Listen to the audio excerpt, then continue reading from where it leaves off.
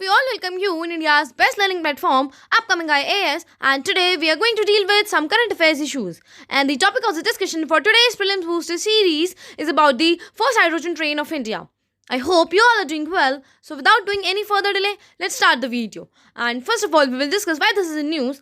So students, recently जो हमारे union railway minister है उन्होंने अनाउंस किया है कि इंडिया की फर्स्ट हाइड्रोजन ट्रेन 2023 दिसंबर तक डेवलप हो जाएगी, जो कि एक हेरिटेज सर्किट्स पे रन करेगी. उसका जो रूट होगा हेरिटेज सर्किट्स का होगा, लाइक कालका to Shimla, and later on ये बाकी अदर प्लेसेस पे भी एक्सपैंड कर दी जाएगी. और ये जो अपकमिंग हाइड्रोजन पावर ट्रेन्स हैं इन्हें वंदे मेट्रो कहा जाएगा. और क्यों हम ये हाइड्रोजन ट्रेन लेकर आ रहे हैं, इससे क्या क्या बेनिफिट्स हैं?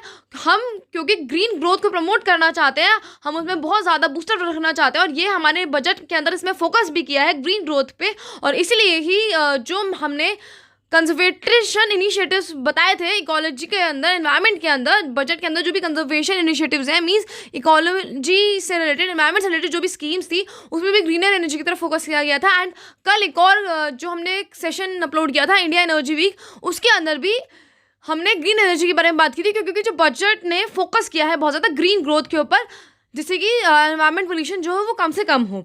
सो इसीलिए ये जो रेलवे भी हमारी ग्रीन ग्रोथ में अपना कंट्रीब्यूशन देगी दिसंबर 2023 से.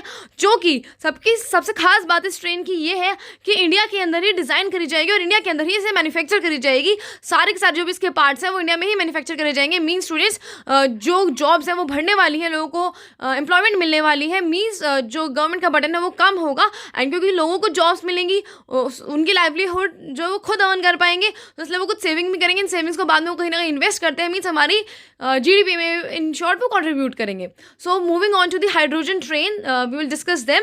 फ्रेंड्स, हाइड्रोजन ट्रेन्स क्या है, नाम से आपको पता लग रहा होगा कि जो पहले डीजल इंजन ट्रेन्स चलती थी, मीन्स या फिर जो अभी भी डीजल इंजन ट्रेन्स चलती हैं, उसकी जगह अब उनमें हाइड्रोजन फ्यूल होगा रादर देन डीजल इंजन्स. और ये जो हाइड्रोजन फ्यूल है यही इलेक्ट्रिसिटी प्रोवाइड करेगा, यही इलेक्ट्रिसिटी जनरेट करेगा इन हाइड्रोजन ट्रेन्स को in form of hydrogen and oxygen, जिससे कि ये जो इन ट्रेन्स का मोटर है वो रन करेगा, इंजन ट्रेन है फिर रन करेगी. और क्योंकि हाइड्रोजन ट्रेन है, ये हाइड्रोजन फ्यूल से रन कर रही है.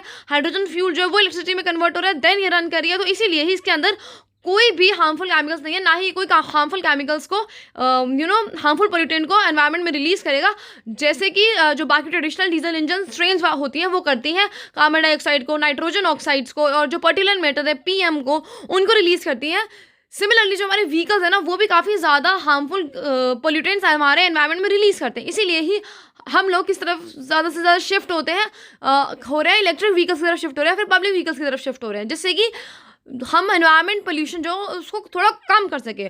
और क्योंकि ये बहुत ज़्यादा एनवायरनमेंट फ्रेंडली है, इसीलिए ही इसे ज़्यादा से ज़्यादा आगे इसका स्कोप बहुत है. और आगे आने वाले टाइम में आप देखेंगे सिर्फ और सिर्फ हाइड्रोजन ट्रेन ही चल रही होंगी, क्योंकि हमारे इस बार का बजट का फोकस ग्रीन एनर्जी है. सो हम जिस फील्ड में ग्रीन एनर्जी लेकर आ सकते हैं, रिन्यूएबल एनर्जी से सोर्सेज हम लेकर आ सकते हैं, हम उन सोर्सेज को लेकर आएंगे. एंड रेस्ट चीज़ों में भी क्या होगा, जो हम इलेक्ट्रिसिटी प्रोड्यूस करते थे, अभी तक हम कोल वगैरह से प्रोड्यूस करते थे इलेक्ट्रिसिटी, अब उसकी जगह पे हम काफ़ी सारी जगहों पे already renewable source of energy से इलेक्ट्रिसिटी प्रोड्यूस करते हैं. This is also a part of green energy. और अब हाइड्रोजन जो हाइड्रोजन फ्यूल है ये कैसे जनरेट होगा, हाइड्रोजन को आप कहाँ से जनरेट करोगे?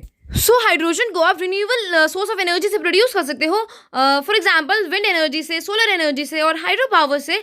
आप इन चीज़ों का यूज़ करके आप हाइड्रोजन फ्यूल बना सकते हो इन ट्रेन्स के लिए, जिससे ग्रीनर एनर्जी की तरफ बहुत ज़्यादा कंट्रीब्यूट हो, और बार बार हम इन जो हाइड्रोजन फ्यूल्स है इन्हें रिन्यू कर सके. क्योंकि अगर हम उन चीज़ों को यूज़ करके करते हैं, जैसे कोल वगैरह का चीज़ें यूज़ करके करते थे या फिर और ट्रेडिशनल मेथड्स का यूज़ करके करते थे, तो वो एक टाइम पे एक्सटेंड हो जाएगा, खत्म हो जाएगा. उसके बाद हम कहाँ से इलेक्ट्रिसिटी को प्रोड्यूस करेंगे, फिर कहाँ से हम उन इंजन्स में फ्यूल लेकर आएंगे. लेकिन अगर हम रिन्यूएबल एनर्जी से करते हैं तो स्टूडेंट देखो, विंड हवाएं हमेशा चलने वाली ही हैं, सोलर सूरज हमेशा निकलेगा ही, उससे भी आप हमेशा एनर्जी प्रोड्यूस कर ही सकते हो. देन वाटर से भी आप करते हैं, हाइड्रो पावर जिसे कहते हैं. हाइड्रो से भी जो हमारे पास पानी है वो इतना ज़्यादा पानी है ऑलरेडी, जो पूरी अर्थ है वो 70% वाटर से घिरी हुई है. सो इसीलिए भी वो भी है क्या, वहाँ से भी आप उस वाटर से भी आप फ्यूल प्रोड्यूस कर सकते हो, मीन्स वहाँ से भी आप एनर्जी प्रोड्यूस कर सकते हो। तो इसीलिए ये कोई प्रॉब्लमेटिक सिचुएशन नहीं है कि भाई हाइड्रोजन फ्यूल को आप कहाँ से उसे प्रोड्यूस करोगे, नॉट प्रमोट, प्रोड्यूस करोगे। सो हम रिन्यूएबल एनर्जी सोर्सेज से प्रोड्यूस कर सकते हैं। एंड स्टूडेंट्स, अब आपको ये होमवर्क है कि रिन्यूएबल एनर्जी सोर्सेज में अभी तक हमने जो भी इनिशिएटिव्स लिए हैं या फिर जिस प्रोजेक्ट्स हमने स्टार्ट किए हैं, आप उन सभी को अपने शॉर्ट नोट्स बना लेने हैं।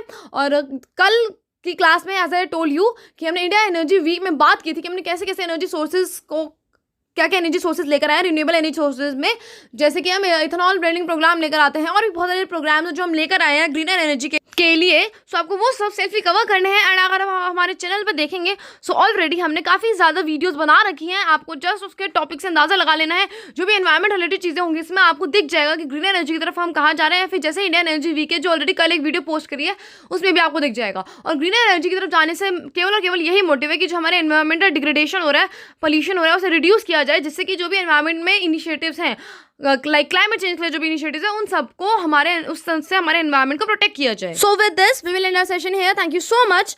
Do your best study and stay tuned for the next update and do share it with your friends so that they can also get the benefits of Prelims Booster series.